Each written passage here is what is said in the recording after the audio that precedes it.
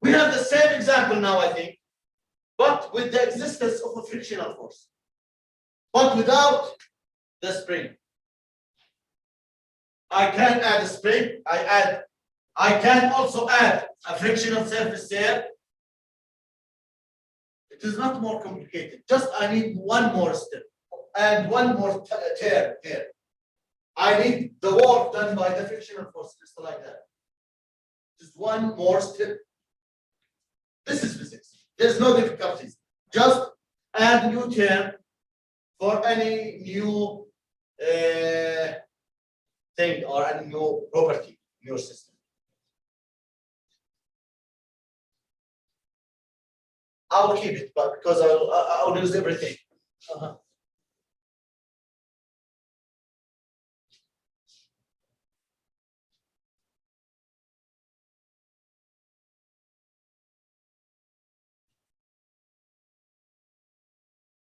Just we don't have the spring, we have the frictional force surface.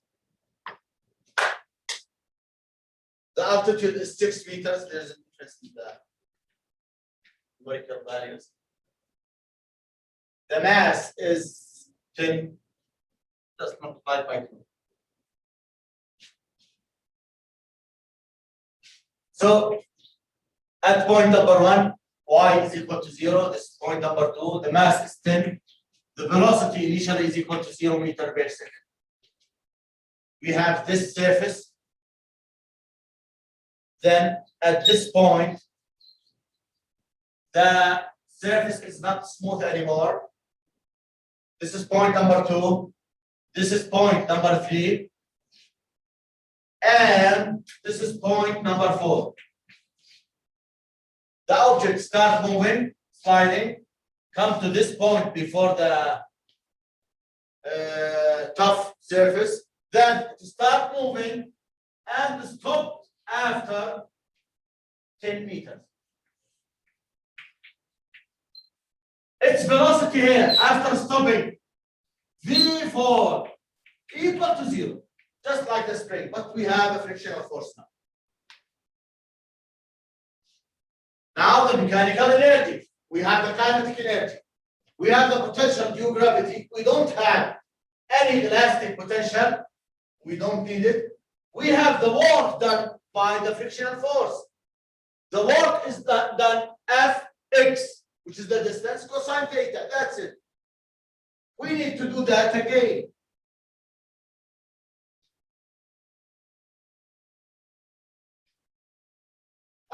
Let us start with the first point.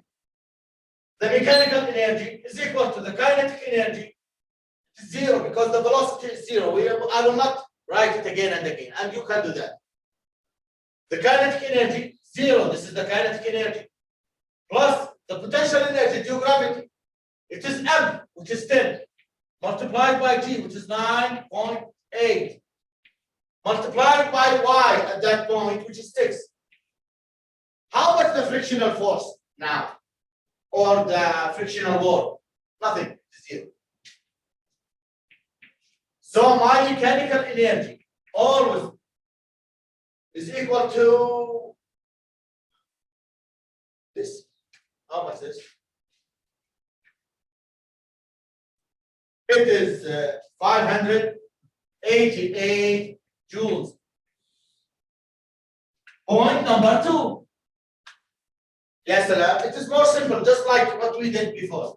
The mechanical energy is equal to 588. It is equal to the kinetic energy at point number 2. Take care, we can find the velocity in the previous example, also here, but we didn't do that. Plus, how much the potential energy due gravity? Because the altitude is 0, the potential is 0. How much the work done by the frictional force? It is also 0. We don't have any frictional force here. So our kinetic energy at point number 2 is equal to the total mechanical energy, 588. It is also equal to the kinetic energy at point number 3, right? Nothing changed. We don't have any frictional force between here and here. We don't have any change in altitude. Aha, now I need to talk about the last position. At point number 4. It is simple. The mechanical energy at point number 4, it is still 588. It is equal to the kinetic energy at point number 4. How much is it? Please answer me online.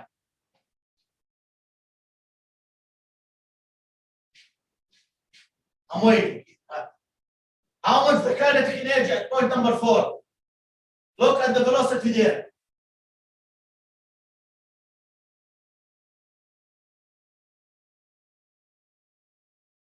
Nothing.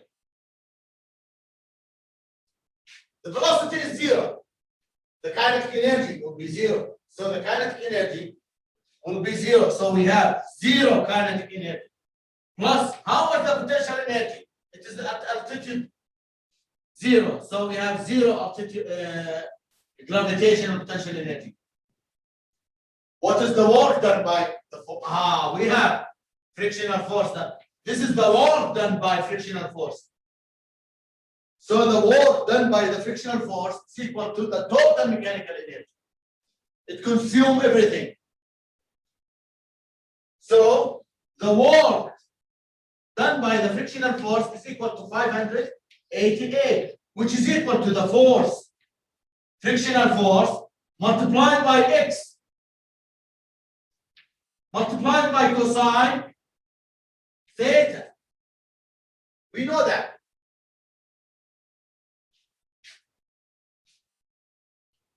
I'll do it here. So now we have F frictional force multiplied by x. X is 10. Cosine theta. You can tell me how much theta. The frictional force to this direction. X to this direction. This is theta. It is pi or 180 degrees. So cosine 180, it is equal to 588. This is negative. This is 10. This is negative 1. So the frictional force is equal to 588 over negative 10. It will be negative 558.8. The units of the force is in Newton. It is negative force. The frictional force has a negative magnitude to the opposite direction. If you need to find its work again, this is the work, 588. It is a loss in energy. It's a missing energy. Now, if I need to teach you something,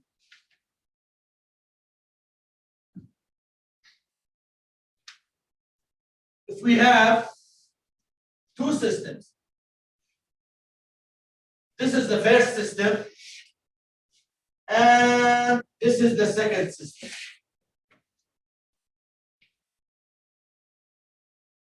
And this is our system. This is the frictional force.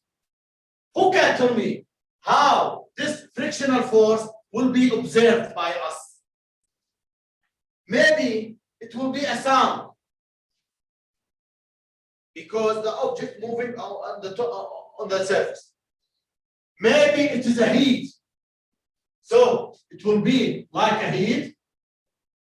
So it will be as a potential energy,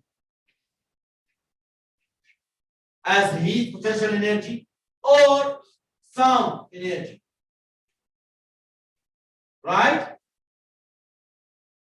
If our experiment, this experiment is in a closed system, closed laboratory, then the heat energy and the sound energy will stay inside our system.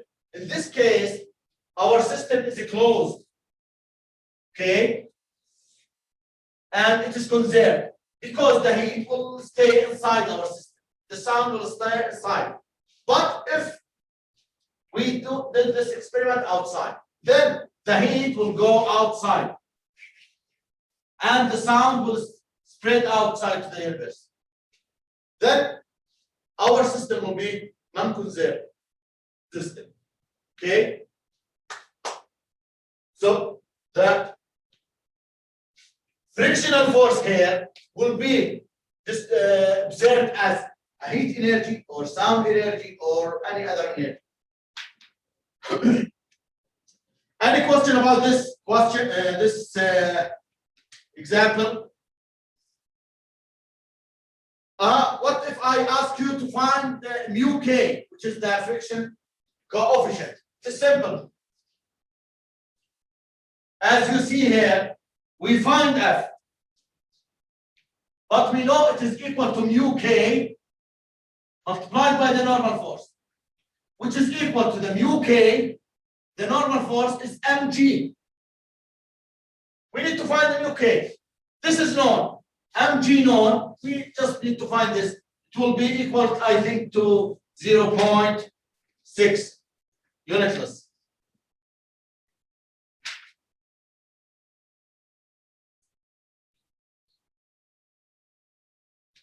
Page number 13.